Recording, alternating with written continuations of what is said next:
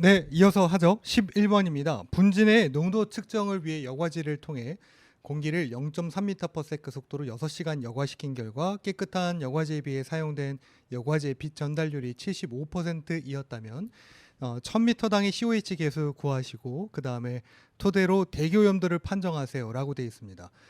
이게 아마 그 실제 출제됐을 때는 대기오염도에 대한 판정 조건이 문제에서 제시가 된 걸로 알고 있습니다. 그래서 여러분들이 만약에 이제 COH 1000m당의 것을 계산하시고 나서 나온 수치는 다음에도 혹시 이제 문제가 재출제된다면 저런 조건은 줄 수도 있어요. 그 조건에 맞춰서 지금 대기 오염도는 이 정도다라고 기재하시면 됩니다.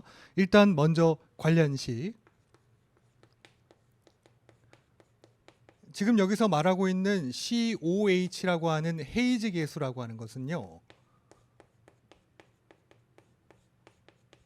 공기 중에 있는 분진을 어느 정도 이제 포집한 후에 여과지에서 통과되는 빛의 전달률을 통해서 이게 간접적으로 얼마만큼 대기질이 나쁜가 아닌가를 판단하는 목적으로 활용을 하고 있습니다.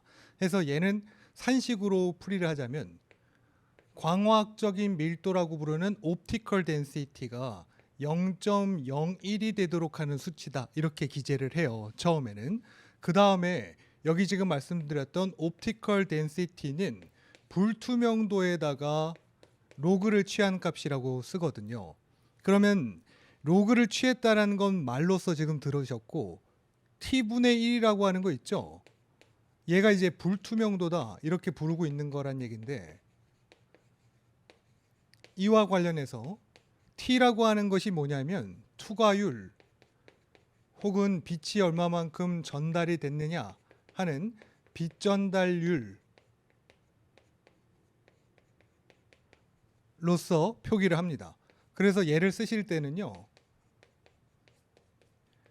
초기의 빛의 세기 대비 나중의 빛의 세기를 뜻하는 거예요. 그러니까 얘를 다시 쓰면 이렇게 된다는 거죠. 5점 뒤에다가 로그 1에 IT I0 이 값이 0.01이 되는 값이라고 볼 수 있는 거죠. 결국은 이제 이 로그 t분의 1이 5.d 옵티컬 덴시티인 거니까 이건 그대로 쓰기로 하고요. 분자 분모에다가 각각 100을 곱해서 이 밑에 있는 분모의 0.01을 좀 정리를 하는 거예요. 그럼 이렇게 쓸 수 있는 겁니다. 100 로그 t분의 1 여기까지는 됐죠. 그런데 이제 문제에서 원하는 건 산시 1000m당의 것을 원하는 거예요. 네, 그래서 1000m당이라고 쓸 때는 COH 1000이라고 쓰고 앞서서 쓰셨던 100 로그 t분의 1을 그대로 쓰신 다음에 여기에 뭐의 개념이 들어가야 되냐면 거리의 개념이 들어가야 합니다. 그 다음에 1000m당이라고 했으니까 곱하기 1000m 이런 형태인 거죠. 그럼 여기에 지금 거리라 그랬죠? 거리는 세크 아니 미터 단위 혹은 뭐 이런 식으로 나와야 하니까 센티미터나 얘는 시간 곱하기 속력으로 가름할 수 있겠습니다. 그럼 여기서 말하는 시간이라고 하는 걸 줬고 속도도 줬죠. 6시간 0.3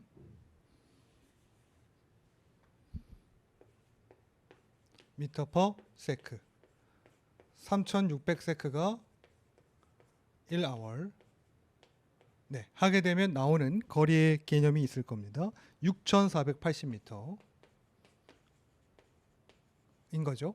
그럼 이제 이 식에다가 바로 대입하시는 거죠. 빛 전달률은요 75% 에다가 6480 곱하기 1000 해서 나오는 수치가 있을 거죠. 그 값이 1.93입니다. 네, 여기까진 하셨어요. 이러면 이제 앞에 말씀드린 것처럼 대기오염도 판정표가 주어졌으면 거기에 맞춰서 기입하시면 되는 거고 아닐 경우엔 0에서부터 3.2까지를 약하다. 대기오염 정도가요. 그 다음에 3.3에서 6.5가 보통이다. 6.6에서 9.8까지가 심하다. 9.9에서 13.1까지가 아주 심하다.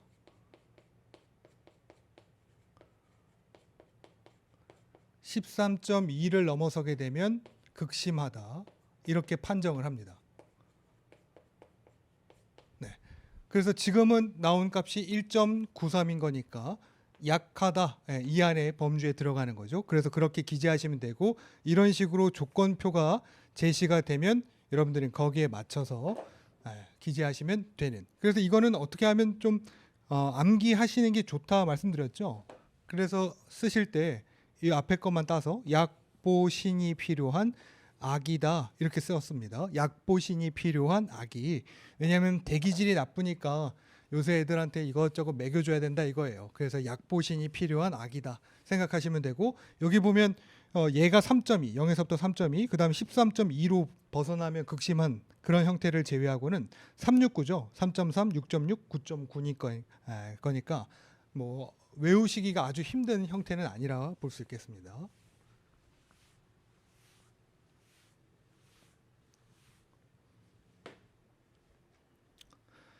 해서 COH 1000 계산했더니 1.93, COH를 판정했더니 약하다 이렇게 쓰실 수 있고요.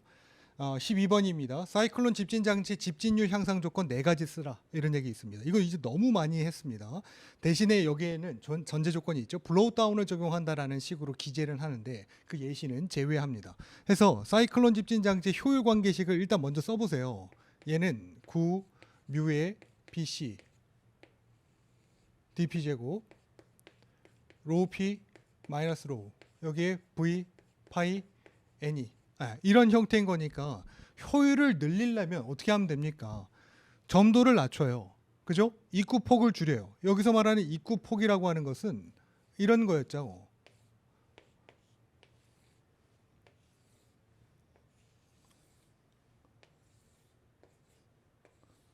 자, 이렇게 되어 있는 원통형 집진 장치에서 얘가 BC란 말이지. 입구 폭.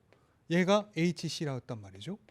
그 다음에 이제 이 안에 들어가는 유량 값을 계산할 때 A 곱하기 V 값으로 계산할 수 있으니까 BC 곱하기 HC 곱하기 V 값을 하게 되면 유량 값 얻어낼 수 있단 말이었지. 그 다음에 어떻게? 여기 중심부가 네 통의 중심부가 있는데 네 통의 중심부서부터 외통의 이 부분 끝부분까지 이 부분을 뭐라고 불렀어요? R1 값이다. 네 통의 중심부서부터 네 통의 끝부분까지 이게 R2다. 해서 R1에서 R2를 빼니까 BC와 같더라. 그럼 결국 여기랑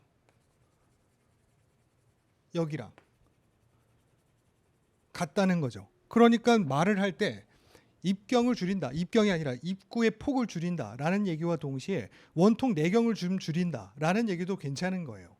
그 다음에 유속을 적절하게 빠르게 하면 좋죠. 여기 보면 얘가 유속이지 않습니까? 유속을 좀 적절하게 빠르게 유입하면 되겠고, 유속을 늘리는 방법은 뭐가 있어요? 유량을 늘리면 유속이 늘어납니다. 유량을 늘리는 방법은 뭐가 있어요? 온도를 좀 높여요. 온도를 높이면 유량이 늘어나죠. 유량이 늘어나면 비례해서 유속이 늘어납니다. 그러면 이제 집진율 향상 조건 온도를 늘려요. 유량을 늘려요. 유속을 적절히 해요. 그 다음에 여기 뭐요? 회전수를 좀 많이 해요. 점성을 줄여요. 입구 폭이나 내경을 좀 줄여요. 이런 얘기 하시면 다 된다. 이런 얘기가 됩니다. 혹은 또 어떻게 하시면 돼요? 집진율의 향상 조건인 거니까 이 집진율을 향상할 수 있는 집진율을 훼손하는 형태의 것을 방지하면 되잖아요. 어떤 거 있어요? 여기에 있는 애들이 재비산되는 경우 있죠. 재비산되면 어때요? 여기 내통을 폐색시켜서 입구를 막거나 혹은 이 안에 있던 포집된 애들이 바깥으로 떨어져 나간다는 얘기인 거니까 효율이 떨어진다. 이런 얘기 할 수 있잖아요. 그러니까 뭘 방지해야 돼? 에디 현상 같은 것들. 이게 뭔데? 원추 하부에서 일어나는 난류 현상 같은 것들. 얘네들 방지합니다. 네, 얘네들 방지하는 거예요. 방지하거나 혹은 재비산을 방지하거나 네, 혹은 유효의 원심력을 증대시키거나 하면 된단 말이지. 근데 이 세 가지 전부 다 여기 있는 것들 전부 다 모의 효과 안에 있는 거예요. 블로우 다운을 하게 되면 이 효과를 얻어낼 수 있단 말이지. 블로우 다운을 적용한다는 것만 제외하라 그랬지 이거 쓰지 말란 얘기 안 했잖아요. 그러니까 이것도 쓸 수 있고 앞에서 말한 관계식 관련한 것들로 기재하실 수 있더란 얘기가 됩니다. 자, 요령껏 푸시는 거예요. 해서 여기에 일련의 것들 정리하시고 넘어갑니다. 어떤 공장의 먼지 배출량은 3.25g/s 세제곱미터이고요. 얘를 집진을 통해서 바깥으로 내보낼 때는 0.10g/s 세제곱미터의 배출 허용 기준을 지켜서 내보냈으면 좋겠대요. 이런 얘기인 거죠. 어딘가에서부터 배출되어서 들어온 먼지의 농도는 3.25g/s 세제곱미터인 거고요. 바깥으로 나갈 때는요. 0.10의 g/s 세제곱미터 형태로 내보냈으면 한다. 이런 바람이 있는 거죠.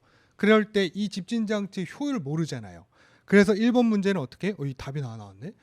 배출 허용 기준을 지키기 위한 한 대의 집진장치 효율은 어떻게 되겠습니까? 1번이요. 이따 T. 전체 효율이라고 보고 여기에 유량 줬나요? 안 줬으면 유입유량과 유출유량이 같다고 보는 거야. 그럴 때는 1-CI 그 다음에 C0라고 쓰는 겁니다. 여기가 CI.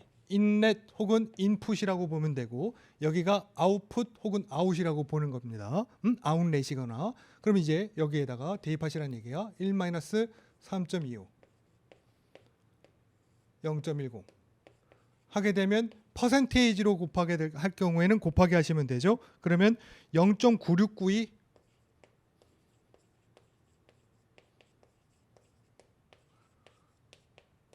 입니다. 두 번째는요. 효율이 동일한 집진 장치를 두 대를 직렬로 연결했대요. 그럴 때는 어떻게 하신다? 1-1- 개별 집진 장치의 효율에다가 그거의 개수 이렇게 쓰시는 겁니다. 만약에 자, 이거 효율이 같지 않아. 이럴 때 두 대면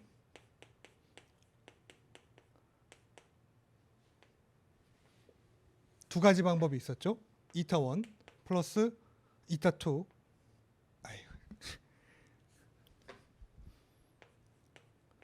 1 이타 1 이렇게 쓰시거나 아니면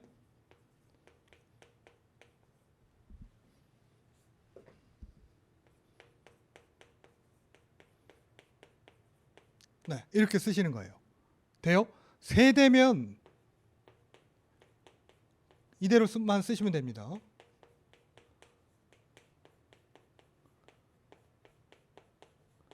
자, 이렇게요. 지금은 효율이 같대요. 그러니까 지금 당장은 이렇게만 쓰면 된단 말이지. 한 대의 집진 장치 효율 얼마여야 되냐? 그러면 뭘 기준으로? 앞에 효율이 동일한 거였고 그 다음에 집진 장치 이 효율을 유지할 때 전체 효율은 0.9692일 때 이걸 유지하려면 이거 얼마냐? 이건 거죠. 이타 1 얼마냐? 여기에 장치는 몇 대? 두 대라 했죠? 그럼 두 대인 겁니다. 해서 전개시키시면 되죠. 1-0.9269 하신 다음에 0.5로 승하시면 되고 다시 1- 여기 1-0.9692 한 계산한 값을 쓰시면 됩니다. 그럼 얼마? 0.8245.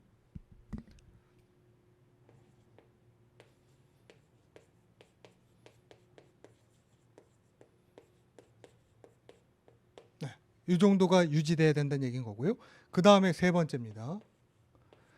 직렬 연결한 집진 장치 두 번째 장치 효율은 75%였어요. 그럼 나머지 한 대 효율 얼마입니까?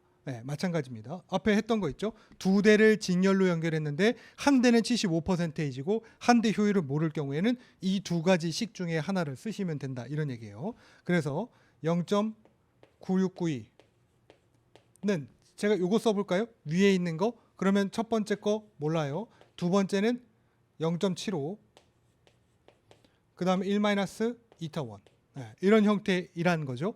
그러면 이제 전개시키실 때 이렇게 한번 곱하시고 이렇게 한번 곱하셔서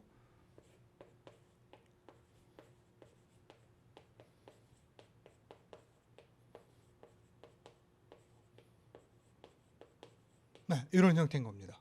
그래요? 그래서 여기 반대로 전개시키시면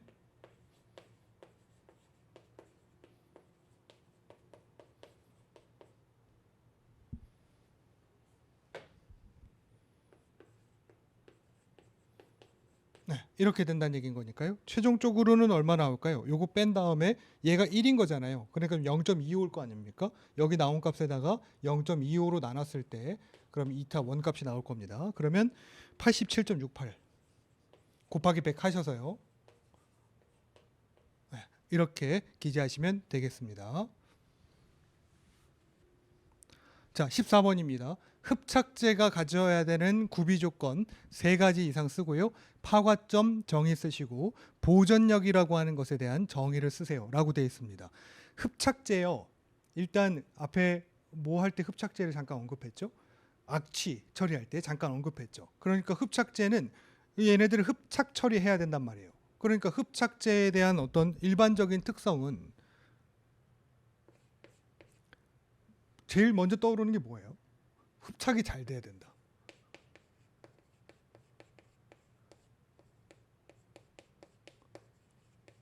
네, 원활해야 된다. 흡착이 잘 돼야 된다. 이런 거랑 흡착제를 물리적 흡착시켰을 때 갖춰야 되는 조건 중에 이런 거 기억나십니까? 들어오는 것이 온도를 좀 낮춰서 들어와서요. 낮춰야지만 얘네들이 막 확산되지 않잖아요. 그래서 머금습니다. 걔네들을 한 번 쓰고 버려? 그럴 수도 없죠. 돈 아깝지 않아요? 그러니까 뭐 해요? 열을 가해서 탈착시킵니다. 그럼 뭐 한다는 얘기예요? 재생을 할 수 있다는 거죠. 그러니까 재생이 용이해야 되고.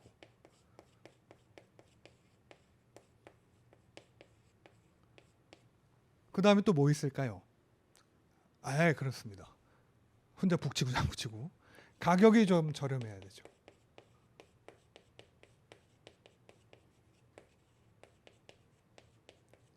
그 다음에 이런 것도 있지 않을까요? 기계적인 강도와 경도가 유지될 것. 이런 얘기. 그 다음에 뭐 안정성이 좋을 것. 이런 것들 등등이 있겠습니다. 그럼 이제 1번은 해결했고요. 두 번째는요. 파과점이라는 걸 쓰래요. 저게 이제 다른 말로 하면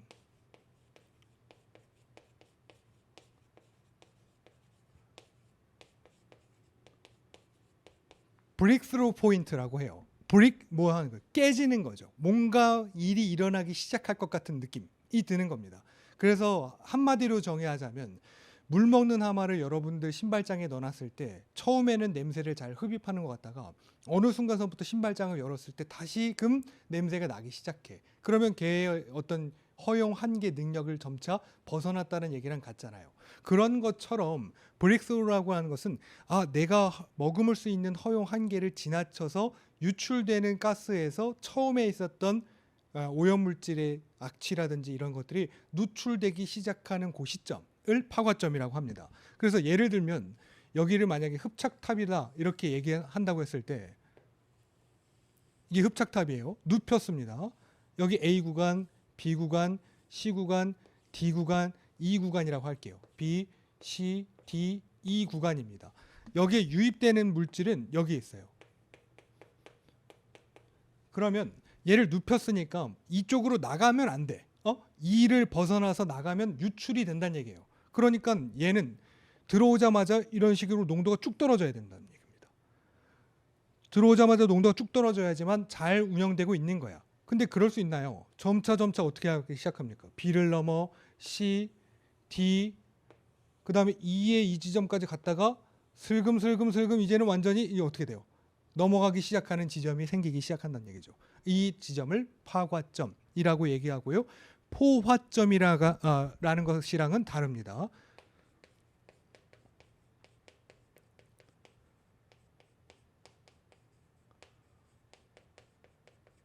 네, 포화점은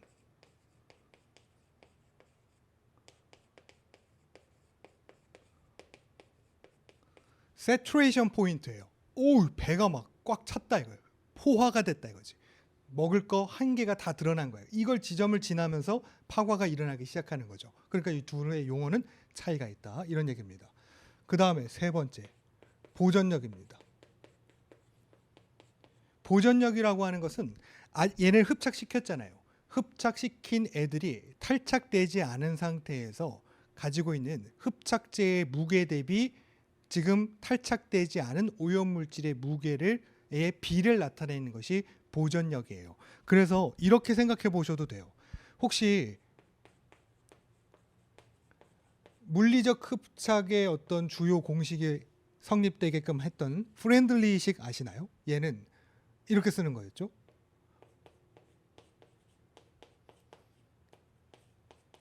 이렇게 쓰는 거였습니다. 그럴 때 여기 X가 뭐예요? 용질인 거야. 흡착된 인 겁니다. 그 다음에 얘는 M이라고 하는 것은 용질이라고 하면 그렇고요. 피흡착된 거죠. M은 흡착제입니다.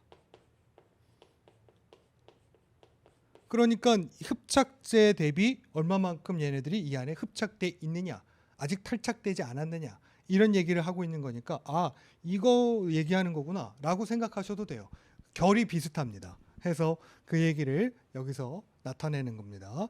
흡착제 구비 조건은 기체의 흐름에 대한 압력 손실을 적어야 하고요. 어느 정도 강도랑 경도 있어야 되고요. 흡착 효율 우수해야 되고요. 그죠? 세 가지만 썼습니다만 여러분들 교재에 더 있죠. 그 부분 참고하셔서 기재하시고, 파가점은요. 오염된 기체를 흡착제와 접촉시켰을 때 시간과 함께 흡착권이 이동해서 마지막에 흡착 전체가 포화되어 배출가스 중에 오염가스 일부가 남아 있습니다. 이 얘기는 배출가스 안에 오염된 애들이 있다는 얘기 아니에요. 흡착 안 된 형태로. 그러니까 바깥으로 나갔다는 얘기인 거죠. 보존력이요. 탈착되지 않고 흡착제에 남아있는 가스의 무게를 흡착제의 무게로 나눈 값입니다. 이런 관련된 기술 내용을 기술하시면 되고요. 넘어가죠. 다음은 환경정책기본법령상 대기환경 기준입니다. 이 부분 이제 암기해서 쓰셔야 되는 부분이죠. 오히려 이런 부분에 좀 강점이 있으신 분들이 선호했던 문제가 아닌가 싶습니다. 아황산가스의 1시간 평균치는 0.15, 일산화탄소는 8시간 평균치 기준 9ppm 이하, 이산화질소는 24시간 평균치 0.06, 오존은 0.1, 그 다음 납은 0.5, 벤젠은 5 마이크로그램 퍼 세제곱미터 이하였습니다. 요건 상첨자겠죠. 네, 오타가 있고요. 넘어갑니다. 해서 관련된 내용들을 여기서 다시 한번 정리를 하시는 겁니다. 아황산가스의 연간 24시간 1시간 평균치와 일산화탄소의 8시간 1시간, 이산화질소의 연간 24시간 1시간, 미세먼지의 연간 24시간, 관련된 내용으로서 PM2.5는 연간과 24시간, 오존, 납, 벤젠 등등이 있었습니다. 집진 면적이 1제곱미터인 여가 집진 장치를 사용해서 유량 100세제곱미터 퍼 미닛, 먼지 농도 1g 퍼 세제곱미터인 배출가스를 처리하려고 합니다. 여과포에 포집된 먼지층의 밀도가 이만큼일 때 1시간 후에 여과된 먼지층 두께 계산해달라, 이런 얘기입니다. 효율 100%고요. 산식. 두께는 기호로 L이라고 쓰겠습니다. 단위는 항상 미리미리 단위를 선호하고요. 얘는 어떻게 계산하시냐면 LD를 로우 P, 입자의 밀도로 나눈 거예요. 여기서 말하는 LD라고 하는 거 있죠. 얘는 분진을 포집한 양이다. 네. 어떤 면적당 분진을 포집한 제거량이다, 이렇게 보는 거예요. 단위는 그래서 그램 퍼 제곱미터, 이 형태를 많이 취합니다. 그러면 얘는 또 어떻게 계산하시냐면 앞에 말씀드린 것처럼 어딘가에 포집이 돼야 되잖아요. 그래서 먼지의 양을 이 단위 면적으로 나눈 값으로 산정하는 거예요. 그럼 MD라고 하는 것이 먼지량이라는 거죠. 무슨 먼지량? 여과포에 부착된 먼지량. 그래서 그 여과포에 부착된 먼지량을 어떻게 쓰시냐면 CI, 그 다음에 필터로 들어오는 유량, 효율, 그 다음에 T, 이걸로 계산하시고 이렇게 표현합니다. 여기까지. 자, 그러면 이 얘기가 무슨 얘기가 되냐면 여기가 집진하는 거예요. 효율은 잘 모르겠네. 들어오는 게 있고 나가는 게 있고 유출되는 게 있어. 그래요? CI라고 하면 들어오는 물질의 농도, QI라고 하면 들어오는 물질의 유량, CO라고 하면 나가는 물질의, 제거되지 않고 나가는 물질의 농도, QO라고 하면 제거되지 않고 나가는 혹은 그대로 나가는 유량값. 그 다음에 여기에도 마찬가지 CS라고 할까요? 제거된 물질의 농도, 그 다음에 그 가스량. 네, 이렇게 한번 써보겠습니다. 그러면 제가 왜 이렇게 썼냐면 얘의 단위는 대부분 그램 퍼 세제곱미터 이런 농도의 단위를 갖고요. 얘의 단위는 세제곱미터 퍼 아월 등의 시간당 가스량 단위를 갖습니다. 이거 두 개를 곱하면 어떻게 될까? 곱하면 이렇게 나오지 않을까요? 시간당 분진량. 이걸 그래서 다른 말로 하면 분진량이다 이렇게 쓰는 거예요. 그럼 동일하게 여기도 단위 그램 퍼 아워 이렇게 나올 수 있고 여기도 그램 퍼 아워 이렇게 쓸 수 있죠. 그리고 기호 정리합시다. 이거 두 개 곱한 걸 뭐라고 부를까요? SI. 그 다음에 여기를 SC, 여기를 SO 이렇게 붙이겠습니다. 이걸 통해서 여러분들은 뭘 알 수 있냐면 이 집진장치의 효율을 알 수 있어요. 효율은요, 일반적으로는 유입량 대비 얼마만큼 제거가 됐습니까? 라는 거예요. 그러면 다시 써요. 제거량이라는 것은 얘를 말하는 거죠. 유입에서 뭘 빼면 돼? 유출을 빼면 돼. 유입량 마이너스 유출량, 이거에다가 유입량을 쓰게 되면 이렇게 한번 나누고 이렇게 한번 나눠서 우리가 많이 봤던 1 마이너스 유입량의 유출량이 된단 말이죠. 이게 효율이에요. 그래요? 그러면 다시 이런 건 어떻게 쓸까? 제거량.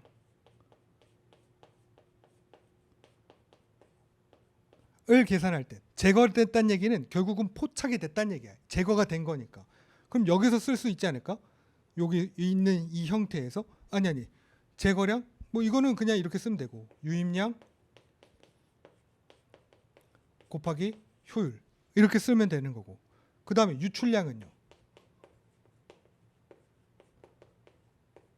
유출량은 유입량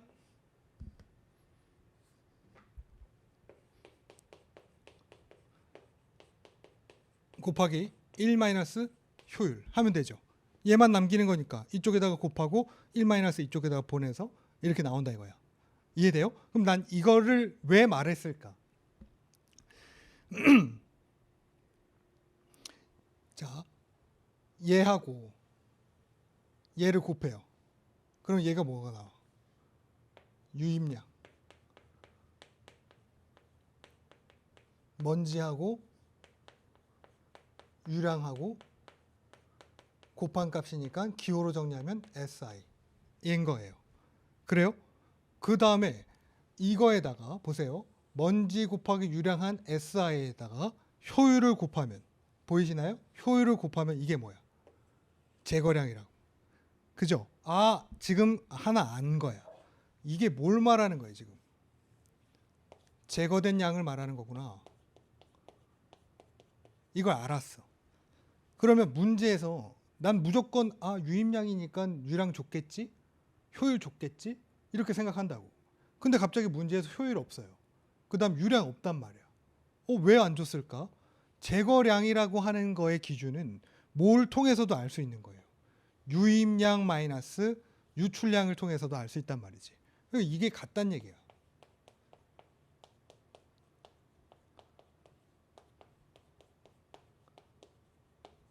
이게 같아요. 그러니까 문제에서는 CI 값을 주고 C0 값을 준 후에 유량 없거나 혹은 효율이 없을 수 있어요. 그럼 뭐 가지고 제거량을 판단하는 거예요? 얘 대신에 CI-C0를 통해서 여기 있는 식에다가 바꿔서 기입하시면 된다 이 얘기예요. 의미상 이렇게 되는 거니까 머릿속으로 어느 정도 개념 정리가 돼야지만 그게 납득이 된단 말인 거죠. 자, 그래서 지금은 그렇지 않고 유량 같은 거, 그 다음에 면적 같은 거 다 줬으니까 하면 되는 거고요. 그 다음에 필터의 면적을 안 줬다. 필터의 면적을 안 주고 유량도 안 줬다. 그 속도를 줬다. 왜 이상하게? 왜냐면 여기 보세요. 유량을 면적으로 나누면 필터로 들어오면 뭐가 나와요? 아, 그렇습니다. 속도가 나오잖아. 그러니까 결국은 이거 두 개 있잖아요. 요거. 네, 요거 두 개 나눈 값이 VF 값이 되니까 결국은 얘를 쓸 때 이렇게도 쓸 수 있다고. CI VF 효율 T 값이라고 쓸 수 있다고요. 그래서 문제에서는 유량과 면적 단위를 안 줄 수도 있다는 거지. 여기까지 하시면 이 관련된 내용들을 잘 정리하신 겁니다. 자, 그러면 저는 여기 있는 식에 다가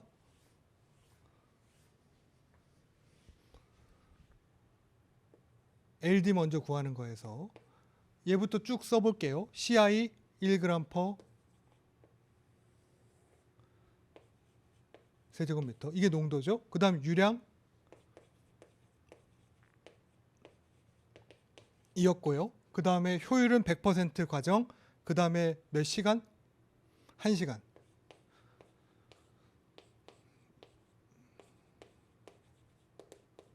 네, 하게 되면 여기는 잘났고요. 그 다음에 여기도 끝났고요. 그 다음에 앞에 단위 면적당 이걸 했으니까 뭐 있어요? 면적 있죠? 네, 하게 되면 이게 많이 보는 패턴이라 이렇게 나올 겁니다. 그런가요? 그럼 이제 다른 건 다 했고 따라서 L이라고 하는 먼지층 두께는 앞에서 보신 것처럼 여기 포집된 분진량 이거에다가 뭐 하시는 거예요? 밀도로 나누는 거죠. 6000g per 제곱미터. 이것을 밀도로 나눠요. 1g per 세제곱센티미터. 됐죠? 그러면 g은 끊어진 형태인 거고요. 여기에다가 이제 얘만 기입하시면 되겠습니다. 얘랑 두 개가 단위만 맞추면 된다는 얘기인 거죠. 1의 제곱, 미터의 제곱. 그러면 100의 제곱, 센티미터의 제곱. 이렇게 해야 맞춰지는 거죠. 여기 떨어지고요. 이렇게 떨어지고 여기 하나만 남죠. 그러니까 1cm가 10mm다. 하게 되면 아마 6mm인가 이렇게 나오게 될 겁니다. 이건 이제 관연도에 기출된 유형 패턴이 많으니까 제가 수치를 알고 있어서 그렇습니다. 자, 이런 식으로 푸시는 문제. 이건 얼마든지 이렇게 풀 수 있어요. 관연도에 나왔던 것들이니까. 근데 앞에 제가 말씀드렸던 일련의 이런 방식들은 이 문제를 똑같은 패턴으로 내지 않고 약간만 꼬아내면 어렵게 느끼신단 말이지. 지금 제가 보여드렸던 것처럼 그 부분을 먼저 학습하신 거라고 보실 수 있겠습니다. 17번이요. 대기오염 물질 농도를 추정하기 위해서 가우시안 모델이라는 걸 했었어요. 그걸 전개할 때 필요한 가정을 5가지 기술하세요 라고 되어 있습니다. 가우시안이라는 사람은 FIG이라고 하는 이런 모델링, 이런 확산에 관련한 모델링을 한 사람의 선구주자가 그 사람이고 약간 따라간 거죠. 그래서 하나의 모델링인 건데 어떠한 모델링을 위한 거냐면 어떠한 오염물질의 오염원이 있고 그 오염원에서부터 오염물질이 배출이 된다고 했을 때 여기에서 주 물질의 이동 방향을 X축으로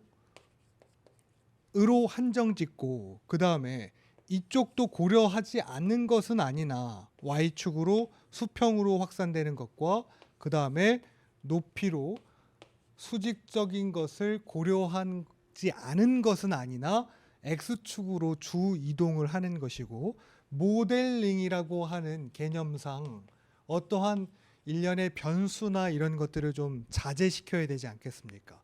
그래서 이 오염물질이 중간에 소멸되거나 농도가 확 희석되거나 그러면 안 돼요. 안 되니까 오염물질은 이 플럼 내에서는 소멸되지 않는 거고 X축으로 이동하면서 동시에 점 오염원에서 연속적으로 계속 방출된다 이렇게 보고 있는 거예요. 그런 일련의 조건들이 구비되어 있는 상태에서 또한 정상 상태라는 것을 가정합니다. 정상 상태 역시 이 모델링 변수에 대한 제한적 요소라고 볼 수 있는데 시간에 따른 속도의 변화가 없는 형태인 거예요. 그러니까 속도나 농도의 변화 없이 오염물질이 소멸되지 않는 상태에서 이 오염물질의 시료 채취를 위함이라고 보실 수 있겠습니다. 자, 그 다음에 중요한 건 앞에 말씀드린 것처럼 Y축도 고려하고 Z축도 고려를 하긴 한 거라 했었죠. 이건 뭐에 의해서?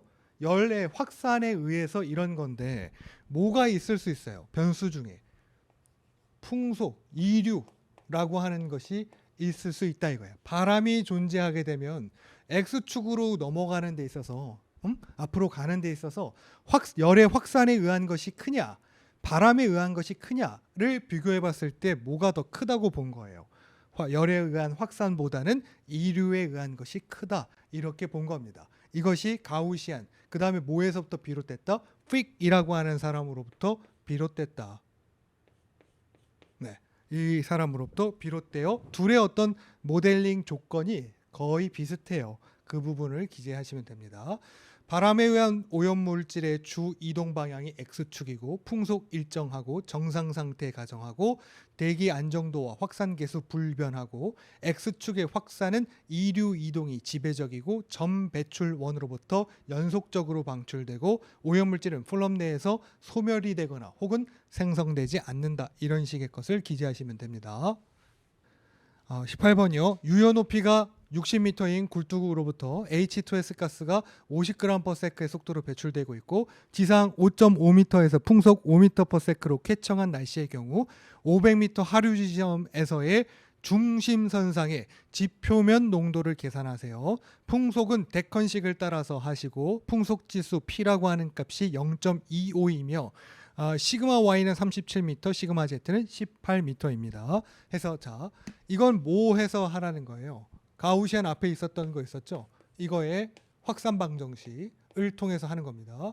해서 농도 C라고 하는 것은 유량 Q에다가 2파이 시그마 Z 시그마 Y의 풍속 U 익스포넨셜 마이너스 2분의 1 시그마 Y의 Y 여기에 제곱 이거 곱하기 익스포넨셜 마이너스 2분의 1 시그마 Z Z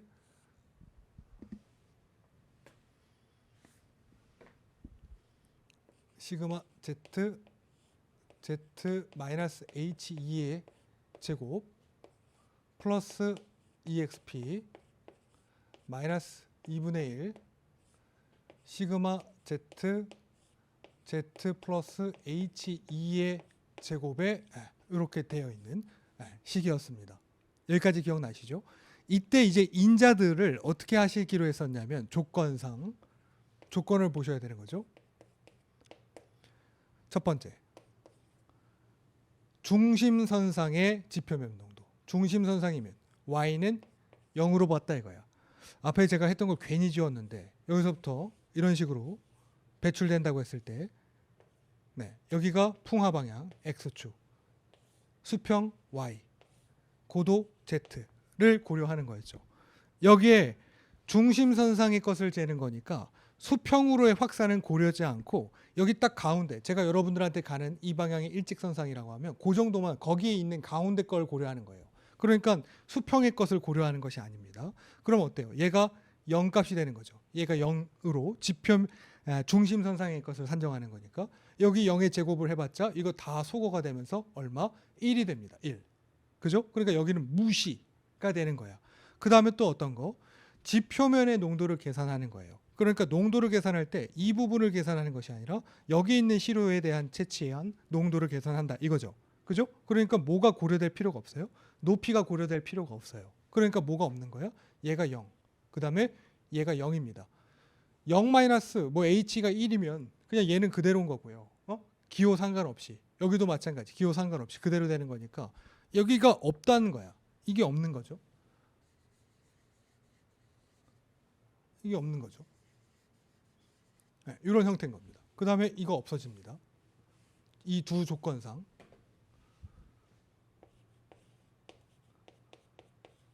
그래요? 그러면 자 얘하고 지금 얘하고 보이는 식의 형태가 같아야 달라요? 같잖아요. 그러니까 얘네 두 개를 더하잖아요. 이거 보면 가운데 더하기 있죠. 그래서 이 익스포넨셜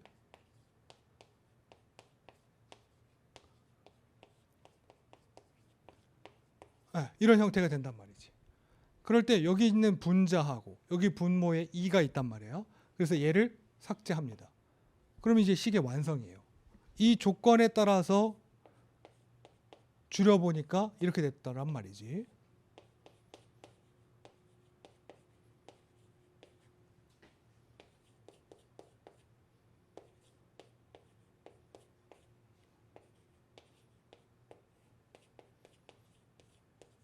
네, 이렇게 식을 정리해 보았습니다. 그럼 이제 다 했나요? 네, 다 했습니다. 뭐만 하시면 되냐면 단위 정산만 하시면 돼. 마이크로그램 퍼 세제곱미터. 이 단위로 나와야 해요. 여기 단위 뭐예요? 미터. 얘는요? 미터입니다. 응? 여기 있잖아요. 미터. 그다음 풍속은요. 풍속은 계산해야 돼요. 계산해야 되지만 대체로 어떤 단위? 미터 퍼 세크. 이런 단위 나온단 말이지. 그럼 분모의 단위가 뭐예요? 세제곱미터 퍼 세크입니다. 그럼 위에 분자의 단위가 뭐여야지만 소거가 돼. 여기 익스포넨셜은 단위 없는 거고요. 그러니까 여기는 뭐여야 하면 됩니까? 그렇습니다. 마이크로그램 퍼 세크여야지만 이 단위와 소거되면서 마이크로그램 퍼 세제곱미터가 나오더란 말이지. 근데 지금은 얼마래요? 50g 퍼 세크인 거니까 저거 이제 마이크로그램으로 바꾸는 과정이 필요로 하겠고요. 이 문제에서 제일 중요한 포인트는 데컨식에 의한 풍속 계산에 있었던 거죠. 자, 얘는 어떻게 쓰시는 거예요? U2는 U1 곱하기 Z1, Z2 여기에 풍속 조회수 P였습니다. 의미만 알면 돼요. 보세요. 여기 지금 고도가 얼마냐면 처음에 5.5m였어요. 이게 5.5m였다 이거야. 5.5m에서 부는 바람은 5m per sec였는데 내가 만약에 고도를 올리면 그 풍속은 어떻게 되겠니? 이런 얘기예요. 그냥 일반적으로 생각해 보세요. 고도를 올릴수록 풍속은 증가합니까? 감소합니까? 증가하죠. 밑에 있는 경우에는 우리 지표면 가까이 부는 바람은 여기 거칠기라든지 그렇죠? 건물이라든지 뭐 숲을 이런 곳에 부딪히니까 마찰에 의해서 속도가 줄잖아요. 방향도 바뀌고요. 근데 위로 가면 갈수록 그런 류의 장애물들이 없으니까 속도도 좋고 바람의 방향도 일정하게 간단 말이죠. 그래서 이 안에다가 기입하시는 것을 U2를 찾아? 그러면 U1은 5램에 얘는 5.5고 그 다음에 어디서 부는 바람을 측정하는 거예요? 유효 높이 60m 인부분. 여기 지금 유효 높이라고 하는 것이 HE는 H 플러스 델타 H잖아요. 기억나세요? 여기 H라고 하는 게 뭐예요? 오염원의 높이. 그러니까 얘가 굴뚝이라고 하면 여기서부터 여기까지 높이를 H라고 하는 거고요. 그 다음에 연기가 올라갔잖아요. 그랬을 때 부력에 의해서 올라간 게 있고 운동력에 의해서 올라간 두 개가 있단 말이야. HM과 HT의 더함이야. 그래서 얘를 뭐라고 쓰는 거예요?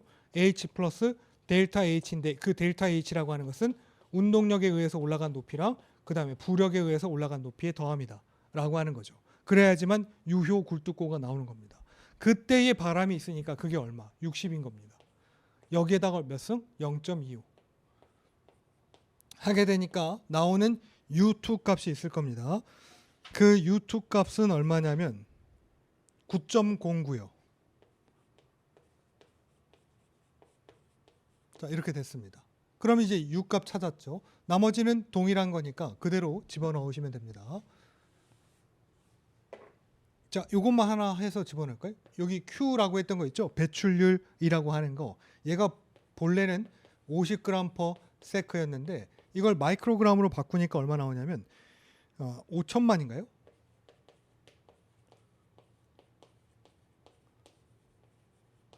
네, 이런 형태로 되었습니다. 그럼 이제 위아래 단위도 맞았다 이거죠. 따라서 C는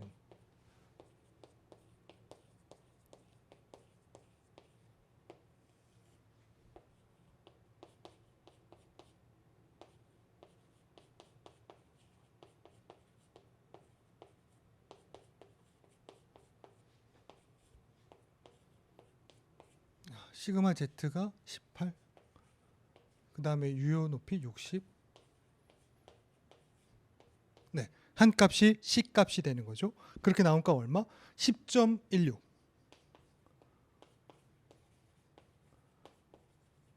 자, 이렇게 푸시는 문제가 있었습니다. 자, 그 다음에 19번이요. 황합량이 3%인 중유를 시간당 1000kg씩 연소시키고 있다. 이때 생성되는 배기가스를요, 황산으로 회수하고 싶습니다.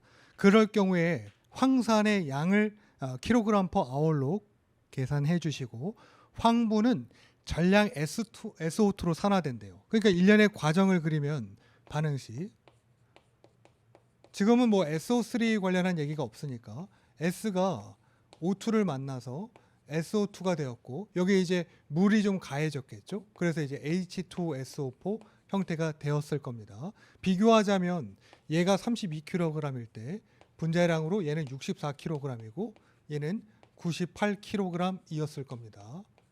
자, 이렇게 된다는 취지하에 결국은 내가 원하는 건 산식 황산량인데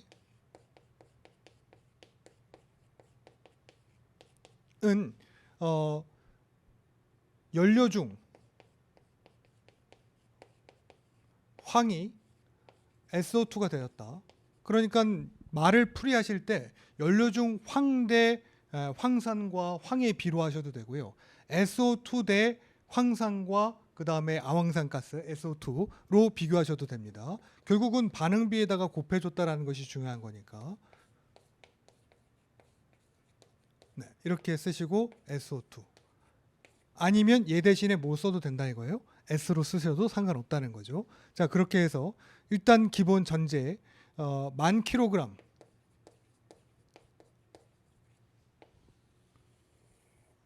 시간당, 이게 뭡니까? 연료죠. 이 연료 전체 100 안에 황은 3인가요? 이만큼만 있는 거예요. 그렇죠? 그 다음에 얘가 SO2로 전체 간다 그랬으니까 일단 써주긴 써줘야 될 것 같아. 32kg. 이게 S. 64kg. 이게 SO2인 겁니다. 그 SO2가 다시 뭐로 간 거야? 황산으로 간 거죠. 64kg SO2. 98kg H2SO4입니다. 근데 그 전환율이 얼마래? 90? 네. 그러면 음이도 다 잘라지고요. 단위도 잘라져서 킬로그램 퍼 아울로만 나오는 거죠. 그러면 이렇게 나온 값이 얼마야? 826.88이요.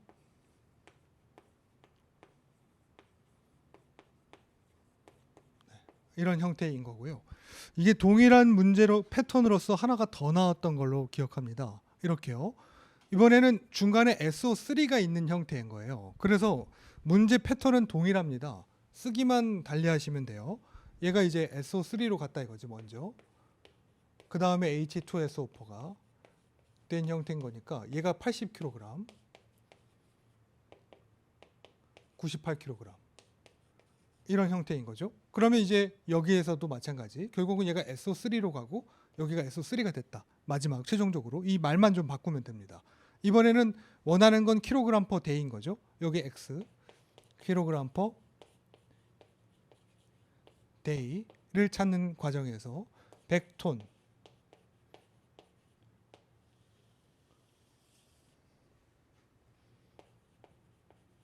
데이, 얘가 생성입니다. 제품을, 네, 이게 제품이야.